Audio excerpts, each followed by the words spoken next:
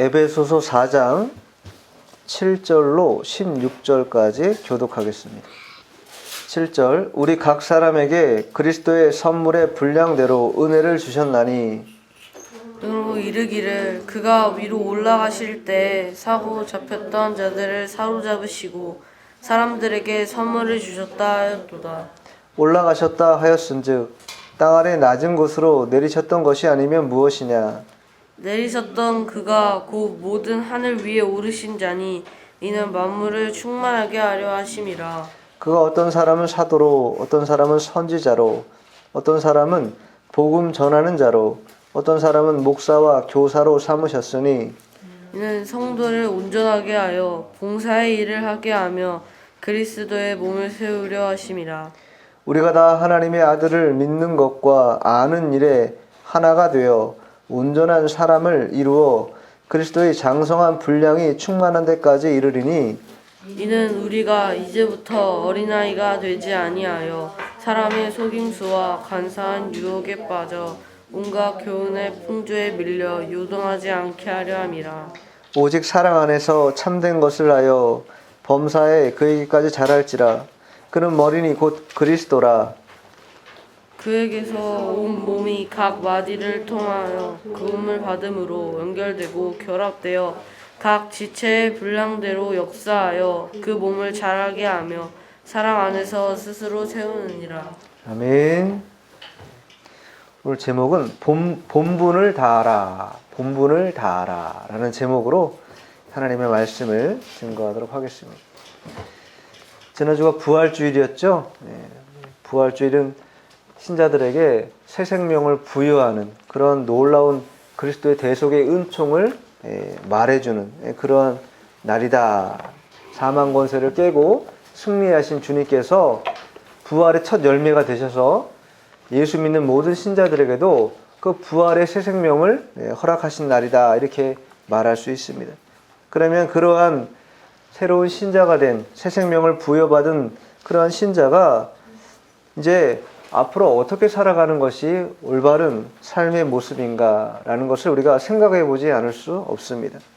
그러한 면에서 신자는 이제 교회에 속한 자들이고 또한 신자는 자라나야 하는 자들이다라는 그러한 필연성을 말할 수 있습니다.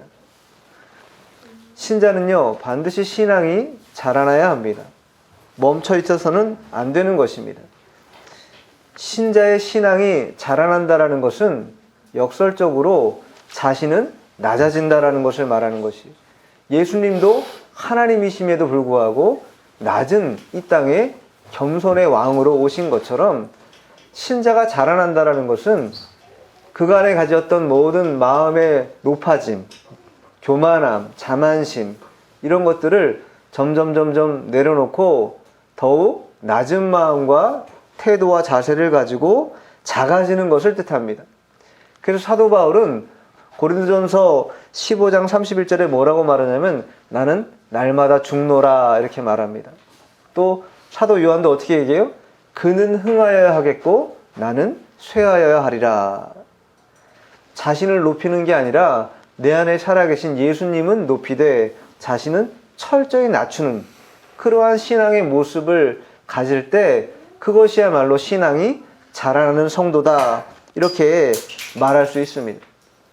또 왜 우리가 신앙을 낮춰야 하냐면 마음의 상태를 낮출 때 주님의 일과 생명은 살아나게 됩니다. 근데 반대로 자신이 높아지면 무슨 일이 벌어지는가?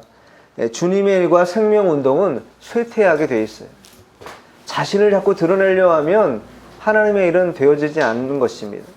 자신은 낮추고 철저히 낮아져 겸손해지면 그때부터 하나님의 구원 역사는 나타나게 된다.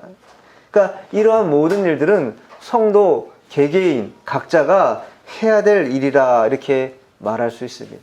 그러면 교회적으로는 어떻게 해야 되는가? 교회적으로는 하나 되는 일에 힘써야 한다라는 것이에요. 교회라는 것은 각각의 다른 삶의 자리에 살던 그러한 택한 백성들이 원근각처에서 모여서 한 공동체를 이루는 것입니다. 그러니 얼마나 삶에 살아가는 방식의 다양성이라든가 또 이 연령의 다양성, 계층 이런 것들이 얼마나 나뉘고 또 다양하겠어요. 그런 것들이 조화롭게 하나 되기 위해서는 뭐 해야 되는가?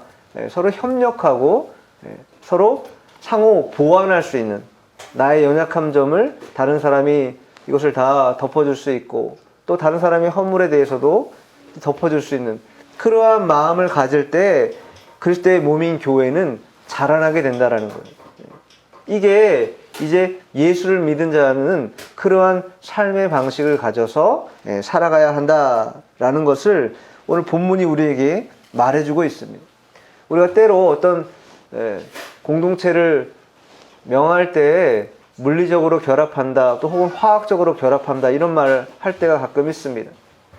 우리 모든 성도들도 엄밀히 말하면 인위적으로 모인 그런 연합체라는 거예요. 처음엔 다 그렇죠. 각자가 서먹서먹하고 처음 성도가 오면 낯설고 왠지 적응하기 힘들죠.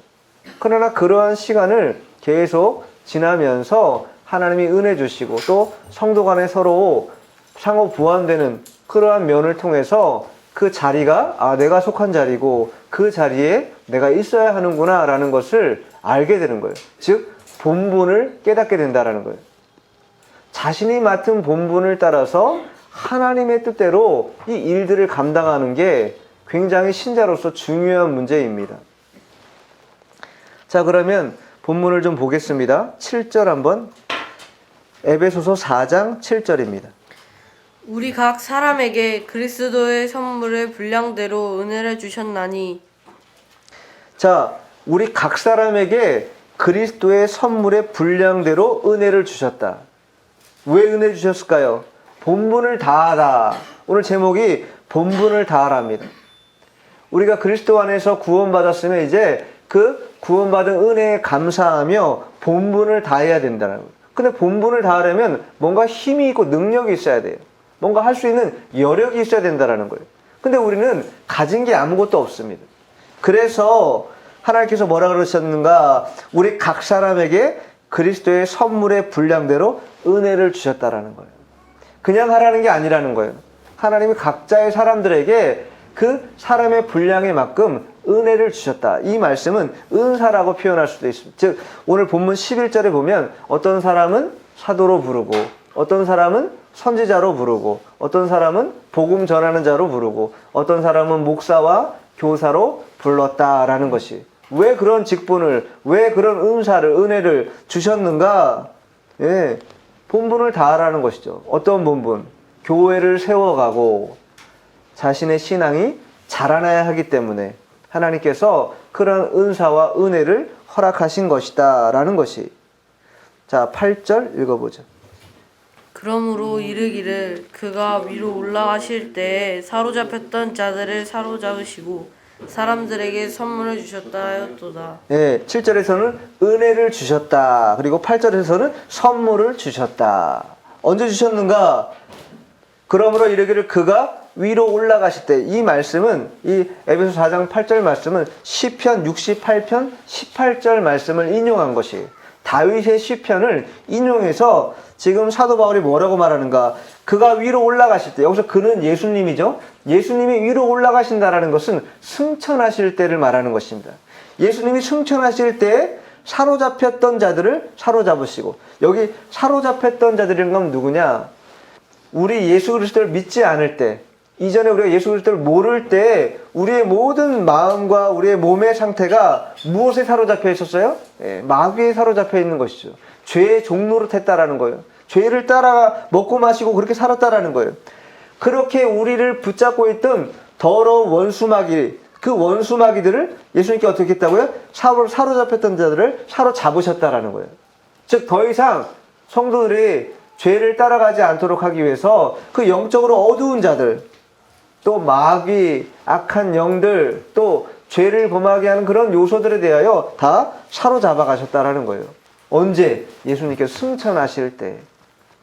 승천이라는 건 부활과 함께 예수님이 뭐예요? 사망 권세를 깨고 승리하신 것입니다. 왜 우리가 사망을 권세라 그러냐면 이 세상의 가장 큰 권력, 가장 큰 힘은 생명을 좌지우지할 수 있는 그런 힘을 가진 자를 우리가 가장 두려워하고 예, 무서워합니다. 근데 그 실체, 보이진 않지만 그 사망의 권세를 가진 실체가 누구냐? 바로 마귀라는 거예요. 그걸 마귀가 주장한다라는 것이죠. 그러니 모든 사람 한 번 죽으면 다 그것으로 종결되는 그런 상황인 것이죠.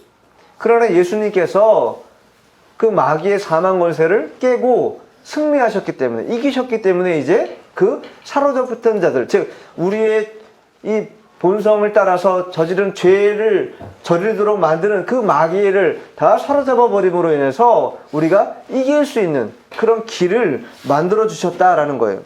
그래서 사람들에게 선물을 주셨다, 이렇게 표현하고 있는 것이. 그 선물이라는 건 뭐냐? 자, 사도행전을 한번 찾아볼게요. 사도행전 2장 38절 한번 읽어보세요. 베드로가 이르되 너희가 회개하여 각각 예수 그리스도의 이름으로 세례를 받고 죄 사함을 받으라. 그리하면 성령의 선물을 받으리니. 예, 성령의 선물을 받는다. 그리스도의 이름으로 세례를 받고 죄 사함 받으면 그러면 성령의 선물을 받게 된다라는 거예요. 즉 우리가 예수님께 승천하시면서 사람들에게 우리에게 주신 선물이 뭐냐? 예, 성령을 주셨다라는 거예요. 그리고 그 성령을 통해서 우리에게 은혜도 은사도 주신 것이다, 이렇게 말할 수 있어요. 그럼 왜 주셨을까요? 우리 개인의 어떤 그런 개인적인 어떤 그런 생활하는데 필요를 따라서 그냥 이 세상 살아가는데 유익을 주기 위해서 그런 선물 혹은 그런 은사나 은혜를 주셨을까요? 물론 그런 것도 있을 수 있지만 보다 궁극적으로 그러한 선물을 주신 이유가 있는 것이죠. 자, 9절 한번 본문입니다. 9절 읽어보죠. 올라가셨다 하였은즉 땅 아래 낮은 곳으로 내리셨던 것이 아니면 무엇이냐. 예, 바울이 말하고 있는 것은 뭐냐면 예수님께서 올라가실 때 우리에게 그러한 선물을 주셨다라고 말했는데, 올라가셨다라는 것은 뭐예요? 승리를 말한다고 말씀드렸죠? 근데 그 하나님께서 그 올라가셨다라는 것은 내려오지 않고서는 올라갈 수 없는 것이죠. 아니, 올라가 있는데 또 올라갈 수는 없는 거잖아요. 올라갔다라고 표현할 수 있는 것은 내려오셨기 때문에 올라가셨다라고 표현할 수 있다라는 거예요. 즉 예수님께서 하나님이시지만 그 동등됨을 취하지 아니하시고 성부 하나님의 뜻을 따라서 순종하고 또 순복하기 위해서 이 땅에 성육신하여서 내려오셨다라는 거예요. 그리고 낮은 곳에서 생활하시다가 인간이 구원을 위해서 십자가에 못 박혀 죽으시고 또 3일 만에 부활하시고 승천하심으로 우리에게 구원의 은혜를 주셨을 뿐만 아니라 이제 그 구원의 은혜를 따라 믿는 성도들에게 은사와 은혜를 주심으로 인해서 그들이 해야 될 본분을 할 수 있도록 그렇게 우리에게 역사하고 있다라는 것을 말하고 있습니다. 자, 그래서 10절 보죠. 본문 10절. 내리셨던 그가 곧 모든 하늘 위에 오르신 자니 이는 만물을 충만하게 하려 하심이라. 예, 만물을 충만하게 하려 하심이다라는 거예요. 만물을 모든 하늘 위에 오르신 자. 모든 하늘에 어떤 여러 하늘에 있는 것처럼 느껴지죠? 모든 하늘 위에 오르신 자. 하늘을 나눌 때 보통 대기권을 1층 천이라고 합니다. 성경에서는. 유대적인 그런 개념으로는 대기권을 1층 천이라고 하고 그 대기권 밖의 우주를 2층 천이라고 합니다. 그리고 고린도후서 11장에 보면 바울이 자신의 3층 천에 다녀왔다고 말하고 있는데 세 번째 하늘이 무슨 하늘인가? 예, 우리가 알고 있는 천국이다, 이렇게 말할 수 있어요. 그래서 모든 하늘 위에 오르신 자다. 하늘보다도 높은 하늘, 즉 3층 천에 오르신 자가 누구인가? 예수님이고, 그 예수님이 왜 그 3층 천 천국에 올라가셨는가? 만물을 충만하게 하기 위해서 올라가셨다라는 거예요. 만물을 충만하게 하시고, 그게 목적이라는 거예요. 만물을 통치하시기 위해서, 통치뿐만 아니라 그 통치하는 영역 아래에서 충만케 하기 위해서. 그러니 신자들과 교회에 얼마나 충만함을 부어주시는가, 은혜를 부어주시는가 잘 알 수 있는 것이죠. 인간만 그것을 느끼고 인간들만, 구원받은 백성들만 그것을 바라는 게 아니라 피조물들도 그것을 바라고 있다라고 로마서에 써 있는데, 제가 로마서 한번 찾아볼게요. 로마서 8장 19절. 피조물이 고대하는 바는 하나님의 아들들이 나타나는 것이니 모든 피조물들은요, 하나님의 영광을 나타내길 원합니다. 그게 창조되어진 목적이에요. 그러나 아담의 원죄 이후에 모든 피조물이 지금 고통받고 있다는 거. 왜? 그렇게 하나님께 영광 올려드리려고 창조되었는데 그런 순리대로 살아가지 못하고 순리대로 따라가지 못하고 영리로 쓰임받고 있다는 거예요. 무분별하게 혹은 남용되는 그러한 상황 속에서 원래 그 뜻한 바, 목적한 바대로 피조물들도 살아가지 못하기 때문에 그들이 뭐라고 해요? 피조물이 고대하고 있다는 거예요. 누가 나타나기를? 하나님의 아들이 나타나기를 고대하고 있다. 왜? 하나님의 아들들이 나타나야 그제서야 뭐예요? 온전한 그러한 피조세계의 어떤 그러한 목적대로 쓰임받을 수 있기 때문에. 그러면서 로마서 8장 21절에도 이렇게 말합니다. 그 바라는 것은 피조물도 썩어짐의 종로로 탄 데서 해방되어 하나님의 자녀들의 영광의 자유에 이르는 것이니라. 피조물들도 바라는 것이 있다는 거예요. 피조물들도 썩어짐의 종로로 타기 싫다라는 거예요. 죄의 종로로 타며 살기 싫다라는 거예요. 피조물조차도. 하물며 인간들, 특별히 하나님의 자녀들이 예수 믿고 구원받았는데 죄의 종로로 타고 끌려다니는 것, 그것은 영광의 자유에 이르지 못하는 거라는 거예요. 그 영광, 하나님의 영광의 자유에 다다르지 못하는 것이다. 그러니까 피조물들도 그렇고 신자들도 그렇고 모두가 다 하나님의 영광을 드러내기 위한 목적한 그 바대로 살아가기 위해 힘을 쏟아야 한다라는 것이. 그것을 위해서 하나님께서 우리에게 뭐예요? 은사나 은혜를 주신 것이다. 자신의 본분을 다하도록 하기 위해서. 그러면서 구체적으로 오늘 본문이 말해주고 있죠. 11절 읽어볼게요.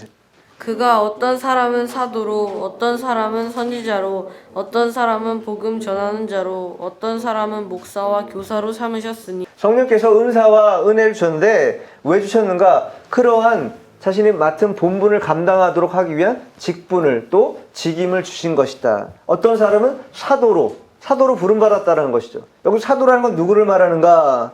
예수님의 12제자를 말합니다. 12제자.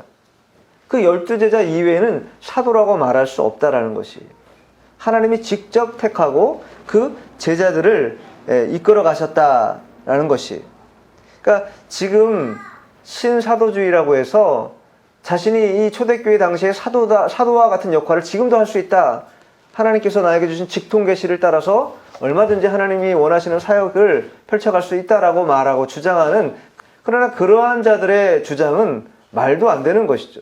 이 사도의 직분이라는 것은 특별한 직분입니다. 예수님께서 딱 12명의 제자를 택하셔서 하나님의 일을 행하게 하신 것이죠. 그 가운데 가룟 유다만 배반함으로 마띠아를 충원해서 12명 딱 맞춘 것이죠. 이런 것처럼 예수님을 따라다니며 예수님께 교훈받고 가르침을 받은 그 제자들만이 사도다 이렇게 말할 수 있다라는 거예요. 그러니까 함부로 내가 사도다 뭐 이렇게 말해서는 곤란합니다. 자, 그리고 두 번째는 선지자로 불렀다. 어떤 사람은 선지자로 불렀다. 선지자라는 직분은 우리가 구약 시대의 예언자와 같은 것이죠. 하나님의 일을 선포하는 것이, 하나님의 계시를 전달하는 자, 선포하는 자입니다. 또 어떤 사람은 복음 전하는 자로, 이 복음 전하는 자라는 것은 순회하면서 돌아다니면서 복음을 전하는 자를 말합니다. 한 곳에 머물러 있는 게 아니라 지금으로 말하면 선교사 같은 분들이겠죠. 다니면서 복음을 막 전하는 그러한 자들이죠. 그리고 마지막으로 목사와 교사로 삼으셨다. 목사와 교사 하는 일은 똑같습니다. 성도들을 인도하고 보호하고 가르치는 일. 목사도 그렇고 교사도 마찬가지입니다. 그 일이 이 직분의 본분이라는 거예요. 이러한 일들을 하도록, 그리고 이러한 일들을 통해서 하나님의 교회에 유익함을 얻도록 하기 위해서 하나님께서 은사로 직분을 주신 것이다. 그러니까 목적한 바가 있고 계획한 바가 있다는 거예요. 괜히 그냥 준 게 아니라는 거예요. 자, 12절입니다. 이는 성도를 온전하게 하여 봉사의 일을 하게 하며 그리스도의 몸을 세우려 하심이라. 여러 가지 은사를 주신 목적이 뭐냐?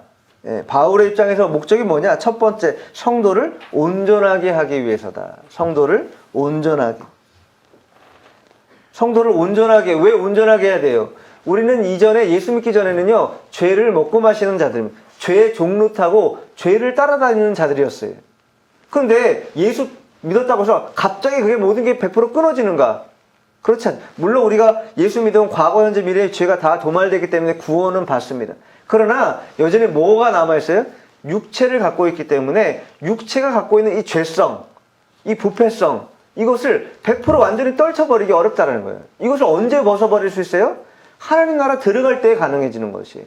그러니까 이 땅에서는 여전히 그 부패성과 죄성을 가지고 있을 수밖에 없다는 거예요.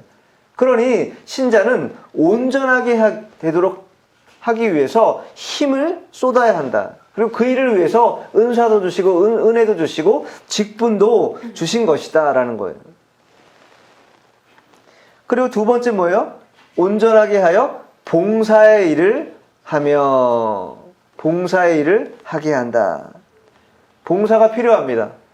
교회가 세워지는 것은요, 봉사가 있기 때문에 세워지는 것이에요. 하나님의 일들은요, 누군가 솔선수범하고 손발을 걷어붙여서 감당하기 때문에 되어지는 것이에요. 모두가 해야 된다라는 당위성은 알고 있는데, 그럼 모두가 다 안 하고 있다면 그게 이루어지겠는가, 세워지겠는가? 결코 세워지지 않습니다. 방관자처럼 있으면 어떠한 것도 세워지지 않는다라는 거예요. 봉사가 왜 필요하냐면 그래서 봉사가 필요한 거예요. 자신이 할 일이 뭔가 낮은 곳에서 내가 할 수 있는 최대한의 것들을 하려고 애를 쓰는 그러한 면이 있어야 된다는 거예요.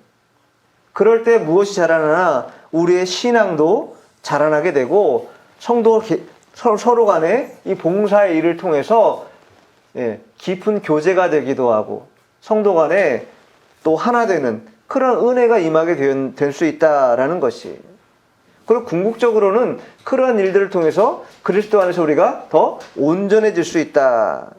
골로새서 1장 28절에 보면 우리가 그를 전파하여 각 사람을 권하고 모든 지혜로 각 사람을 가르침은 각 사람을 그리스도 안에서 완전한 자로 세우려 합니다.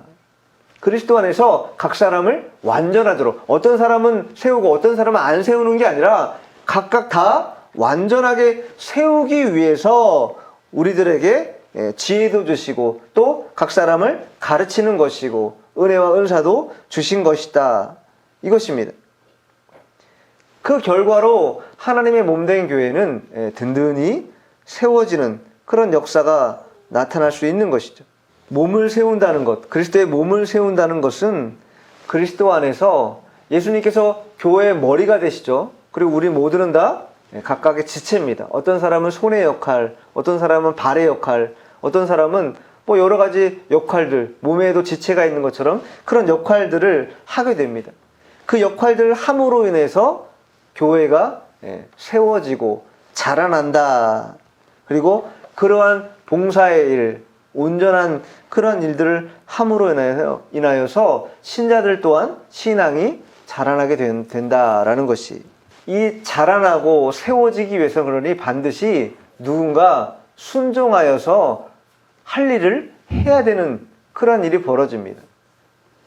이 빌립보 교회를 세운 이가 있습니다. 사도행전에 보면 사도행전 16장 14, 15절 한번 읽어볼게요. 빌립보 교회가 세워지는 그러한 과정을 설명하고 있는데 두아디라 시에 있는 자색 옷감 장사로서 하나님을 섬기는 루디아라 하는 한 여자가 말을 듣고 있을 때 주께서 그 마음을 열어 바울의 말을 따르게 하신지라.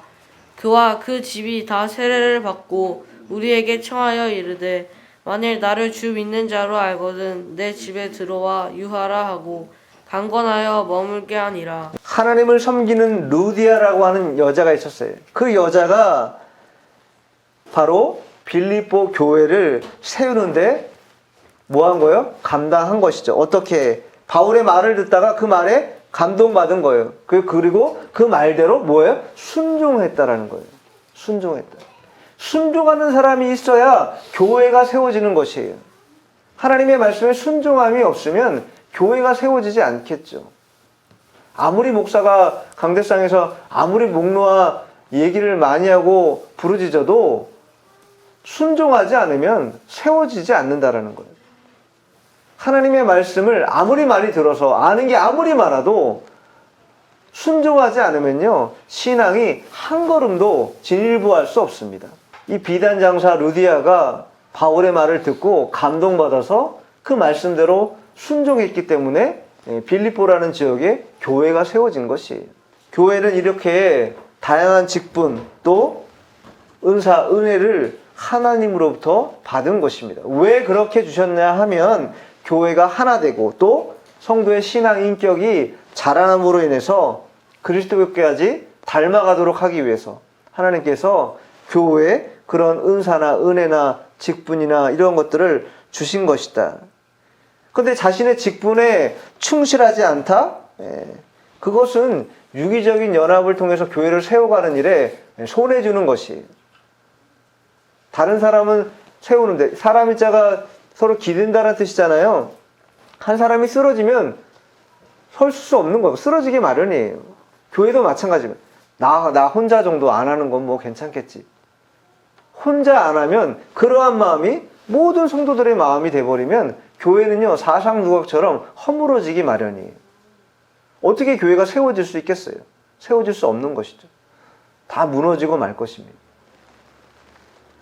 그러니 교회를 세워나간다는 것은 나 하나 정도는 괜찮겠지라고 자신을 빼는 게 아니라 방관자처럼 뒤로 물러나 있는 게 아니라 한 걸음 더 나아가서 하나님의 뜻에 순종함으로 교회를 세워가야 되겠다라는 마음을 먹을 필요가 있는 것이에요. 그럴 때 자신의 신앙도 자라가고 교회도 든든히 세워지는 것이에요. 자, 13절입니다. 본문. 우리가 다 하나님의 아들을 믿는 것과 아는 일에 하나가 되어 온전한 사람을 이루어 그리스도의 장성한 분량이 충만한 데까지 이르리니. 우리가 우리 힘으로 하려면 어렵습니다. 그런데 하나님께서 분명히 그리스도의 장성한 분량이 충만한 데까지 이르리다. 완전하진 않겠지만 우리가 살아있는 동안에 하나님을 따라다니면 계속해서 그 은사나 직분을 충실하게 본분을 다하다 보면 교회 안에서 반드시 이렇게 세워지는 일들이 지속 가능하게 된다라는 거예요. 우리 신앙이 잘 안 자라는 것 같습니다. 참. 우리가 볼 때는 한 번만 딱 나와도 뭐 한 번만 말씀 딱 들어도 금방 신앙이 자라나고 금방 든든히 세워지는 그걸 바라죠. 목사도 바라고 성도들도 그렇게 되기를 바랍니다. 그러나 신앙이라는 게 그렇지 않다라는 거예요. 아주 점진적입니다. 아주 천천히 움직이는 것 같아요. 집사님이 그런 얘기 하셨어요. 자신은 아내 때문에 교회를 나왔어요. 아내분은 한국 분이시고 남편분은 일본 분이신데 아내 때문에 교회를 출석하게 됐어요. 그러니 뭐 교회를 알고 출석한 게 아니겠죠. 그러니 계속해서 뭐 그냥 따라오라면 따라가고 했는데 가끔 자신이 낚시를 되게 좋아해가지고 낚시하고 싶은 그런 시즌, 철이 있대요. 그러면 그런 때는 교회를 안 나갔다라는 거예요. 계속 낚시하러 다니고 자기 개인 취미 생활하러 다니고 주의를 지키지 않았다라는 거예요. 그렇게 오랜 시간이 걸렸다라는 거예요. 그러면서 뜨문뜨문 교회를 출석하고 뜨문뜨문 그렇게 나갔대요. 그러다가 어느 날 한날 목사님 설교 가운데 오전 예배가 오후 예배가 설교 가운데 주일 성수가 얼마나 중요한 문제인가 한 10년 교회를 왔다 갔다 한 10년 넘었는데 그때에서 그 말씀이 귀에 딱 들어오기 시작했대요. 그리고 그때부터 1절 딱 끊었대요. 무조건 주일 성수를 했대요. 개인의 취미생활 이런 거 다 버리고 주일날은 무조건 하나님 앞에 나아가는 날. 그래서 아침부터 나와가지고 오후 예배 끝날 때까지 하루 종일 교회에 있는 그러한 자신의 변화된 모습을 말씀하시더라고요. 우리가 생각할 때 금방 그렇게 되면 얼마나 좋겠어요. 그러나 금방 되지 않을 때가 있다라는 거예요. 어떤 사람은 금방 되기도 합니다. 제가 아는 어떤 분은요, 예수 믿는 그 순간부터 이제껏 주일 성수를 한 번도 안 지킨 적이 없이 계속 주일 나가는 분이 있어요. 그런 분도 있는가 하는 반면에 어떤 분들은 이처럼 더디다라는 거예요. 그러나 더디더라도 어떻게 해요? 계속 이렇게 나오다 보면 오늘 말씀 읽은 것처럼 그리스도의 장성한 분량이 충만한 데까지 이를 때가 있다라는 거예요. 그걸 내가 해요? 내가 하는 게 아니라 하나님께서 그걸 도와준다라는 거예요. 자라나도록, 머물지 않도록. 그 다음 구절에도 나오지만 더 이상 어린아이와 같은 신앙에 머물지 않도록 하나님께서 자라나게 도와주신다라는 거예요. 이거를 성도가 믿어야 됩니다. 이거를 안 믿으면 나는 역시 변화되지 않는구나. 나는 역시 변화가 없이 그냥 이대로 그냥 살다 그냥 가는 거구나. 이렇게 판단할 수 있다라는 거예요. 그건 마귀에게 속는 것입니다. 하나님은요, 우리를 그대로 머물게 하시는 분이 아니라는 거예요. 어떻게 해서든 자라나게 하시는 분이라. 그렇기 때문에 은사도 주고 은혜도 주고 필요를 따라 다 하나님의 선한 선물들을 주시는 것이에요. 근데 그것을 모르고 안 된다, 나는 못한다, 나는 되지 않는다, 이렇게 자포자기한다라는 것은 하나님이 주신 은혜를 버리는 것 같은 것이죠. 그렇게 포기하면 안 됩니다. 어떤 순간에 와도 반드시 하나님께서 우리를 그리스도의 장성한 분량까지 자라도록 우리를 이끌어 가신다고 하는 이 성도를 견인해 가는 하나님의 은혜가 있다는 것을 알아야 돼요. 그거를 견고하게 붙잡아야 세상 살다 보면 여러 가지 어려움 만날 때가 있잖아요. 신앙이 막 크게 흔들릴 만한 그런 어려운 일 만날 때가 있습니다. 그럴 때에도 견디고 참을 수 있는 힘을 공급받는 것이에요. 안 그러면 어려워지겠죠, 엄청. 그래서 성도가 본분을 다해야 하는 그런 이유에 대해서 14절에 설명합니다. 자, 14절 읽어보세요. 이는 우리가 이제부터 어린아이가 되지 아니하여 사람의 속임수와 간사한 유혹에 빠져 온갖 교훈의 풍조에 밀려 요동하지 않게 하려 함이라. 왜 우리가 본분을 다해야 하는가? 첫째, 어린아이가 되지 않아야 되기 때문에요. 여기 어린아이라고 표현했는데 이것은요, 신령한 면으로 보면 영적으로 미성숙하다라는 뜻이에요. 고린도전서 3장 1절 말씀으로 하면 이렇게 말해요. 형제들아, 내가 신령한 자들을 대함과 같이 너희에게 말할 수 없어서 육신에 속한 자, 곧 그리스도 안에서 어린아이들을 대함과 같이 하노라. 바울이 고린도 교회 성도들에게 말하는 거예요. 신령한 자들이었다면 너희들 이렇게 교회 안에서 다투고 싸우고 그렇게 하지 않았을 거라는 거예요. 그러나 너희들 여직 어떻다라는 거예요? 육신에 속한 자 같다라는 거예요.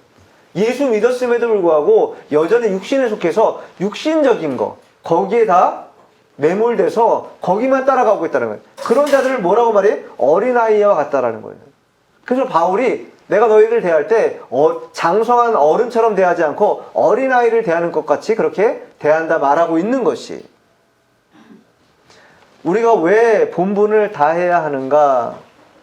어린아이 같은 신앙이 돼서는 안 되기 때문입니다. 어린아이 같은 신앙의 특징은 뭐냐면요, 세상에 사로잡혀 있습니다. 세상에 사로잡혀 있어요. 예전에 많은 목사님들이 뭐 세 가지 선 얘기하잖아요. 첫 번째, 물질선. 물질을 못 넘어가요. 물질을 못 넘어. 물질에 대한 욕심이 들어와서 못 넘어간다라는 거예요. 또 뭐예요? 인정선. 사람의 인정에 끌려다녀요. 네. 이거 도리를 해야 된다고 생각하는 것이죠.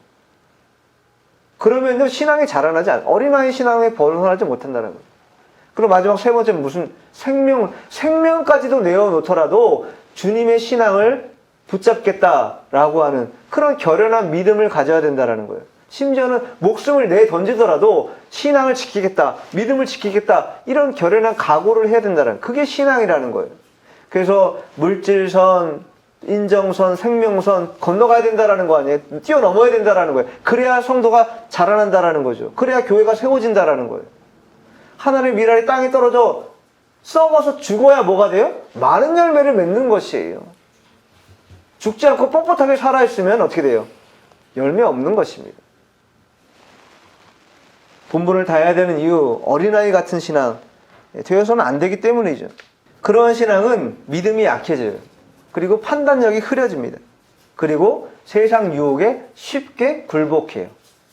사람들 말을, 여기서 뒤에 나오잖아요. 사람의 속임수, 간사한 유혹에 빠진다.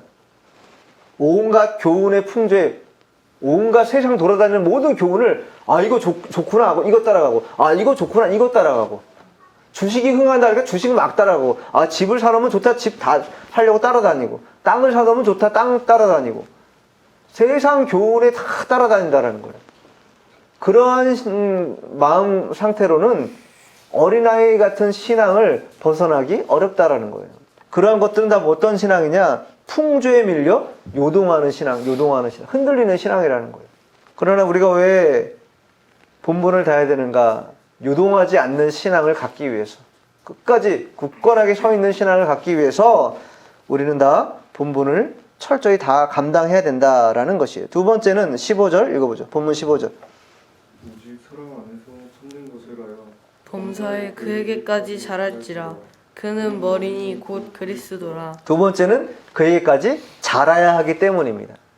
자라기 위해서는 자신이 맡은 바 본분을 다 해야 돼요. 본분을 하지 않으면 자라날 수 없다라는 거예요. 사랑과 진리면에 함께 자라나야 됩니다. 이 진리 또 사랑이라는 것은 상호 보완적이에요. 하나만 갖고 있어서는 안 된다는 교회가. 대표적으로 사랑이 없는 교회, 진리는 반듯하게 서 있는데 사랑이 없는 교회가 계시록에 보면 소아시아 교회 어떤 교회가 나오죠? 에베소 교회 나오죠. 교훈은 반듯하고 진리는 확고히 서 있는데 사랑이 없어. 그런 교회에 하나님이 원치 않는 교회입니다. 진리도 확고히 서 있으면서 사랑도 넘쳐나는 그런 교회가 될 때 그것이야말로 그리스도에게까지 자라나는 그런 신자요 또 교회가 될 수 있다라는 것이. 자, 마지막 16절 읽어보죠. 그에게서 온 몸이 각 마디를 통하여 도움을 받음으로 연결되고 결합되어 각 지체의 분량대로 역사하여 그 몸을 자라게 하며 사랑 안에서 스스로 채우느니라. 그에게서 온 몸이 각 마디를 통하여 도움을 받으며 연결된다. 마디를 통하여 연결된다라는 거예요. 관절과 관절도 그 마디를 통해 우리 연결되는 것처럼 교회나 성도들도 그러한 마디 역할을 하는 것이 있다라는 거예요. 그것이 무엇인가? 그것은 바로 성령의 역사를 말하는 것이다. 그리스도를 증거하는 영인 성령의 역사를 따라서 마디와 마디가 연결되면서 온 몸의 온전함을 이루어간다라는 거예요. 그러니까 성령이라는 것은 회개를 촉구하고 또 믿음을 발현하도록 또 헌신을 요구하고 또 그런 능력을 우리에게 주시는 것이. 우리가 축도할 때 하나님의 사랑과 그리스도의 은혜를 말하고 그 다음에 성령의 교통을 말합니다. 교통이라는 건 뭐예요? 상호, 오가면서 서로 나눔이 있다라는 거예요. 교제가 있다라는 거예요. 신앙생활에 승리하기 위해서는 교통이 반드시 필요합니다. 교제가 되지 않으면 안 된다는 거예요. 누구랑 교제해야 돼요? 성령과 교제해야 된다는 거예요. 성령과 교통해야 회개할 것들은 회개할 수 있게 되고 믿음을 써야 될 것들은 믿음을 쓰게 되고 헌신할 것들은 헌신할 수 있게 되고 교회에 봉사할 것들은 봉사하게 돼. 그걸 누가 어드바이스 해주는가? 성령이 해주시는 것이. 목사가 이거 하십시오, 저거 하십시오. 그거는요, 물리적인 교회는 돼도 화학적 결합 있는 교회는 안 되는 것이죠. 자발적인 교회는 아니라는 거예요. 인위적이지. 그리고 누가 억지로 강제해서 시키면 뭐가 좋겠어요? 하나도 기분 좋게 할 수 없는 것이죠. 하나님의 일들을 감당할 때는 기쁘고 즐거운 마음으로 감당해야 은혜도 되고 단마음이 되어서 할 수 있는 것이. 은혜가 없으면 그게 어려워지는 거예요. 근데 그런 은혜를 우리가 어떻게 받을 수 있는가? 성령을 통해 받는 것이죠. 그래서 우리가 성령 충만해야 된다 이런 얘기 많이 하잖아요. 성령이 충만해야 우리가 온전한 신앙을 영위할 수 있다 이렇게 말하는 것이. 말씀을 마무리하겠습니다. 하나님께서 신자에게 은사를 주시는 것은 개인의 어떤 영달을 목적한 바가 아닙니다. 그런 은사나 은혜나 그런 선물을 주시는 이유는 100% 교회를 세우기 위해서, 교회를 유익하게 하기 위해서 주신다라는 거예요. 왜? 교회는 예수님이 머리이고 성도들이 그 지체가 되기 때문에, 자라나야 되는 곳이기 때문에. 그래서 바울은요, 교회를 굉장히 중요하게 여겼어요. 자, 골로새서 한번 찾아볼게요. 24절 읽어보세요. 나는 이제 너희를 위하여 받는 괴로움을 기뻐하고 그리스도의 남은 고난을 그의 몸된 교회를 위하여 내 육체에 채우노라. 바울이 일생을, 예수 믿고 나서 일생을 힘있게 했던 그 한 가지 일이 바로 뭐냐? 몸된 교회를 위해 육체에 채우는 것. 어떤 걸 육체에 채워요? 고난을 육체에 채운다. 교회가 당하는 고난과 어려움을 자신이 감당하는 것. 오늘 제목으로 보면 본분을 다하는 것. 그것을 통해서 교회를 세워가는 그런 일을 일생 했다라는 거예요. 하나님 우리에게 왜 은사를 주시고 은혜를 주시고 선물을 왜 주시는가? 교회의 유익함을 또 교회를 세우기 위해서 주시는 것이고, 신자가 왜 본분을 다해야 되는가? 첫째, 어린아이 같은 신앙을 철저히 버려야 되기 때문에. 둘째는 그리스도에게까지 자라나야 하기 때문에 우리에게 본분을 다하라고 명령하고 있는 것입니다. 우리가 예수 믿고 나면 여러 가지 많은 해야 될 일이 있겠지만 오늘 본문의 말씀처럼 이와 같이 자신이 맡은 바 그 본분을 다할 때, 그때 교회도 세워지는 것이요, 또 신자들의 신앙도 자라난다는 것을 우리가 명심해야 될 것입니다. 기도하겠습니다.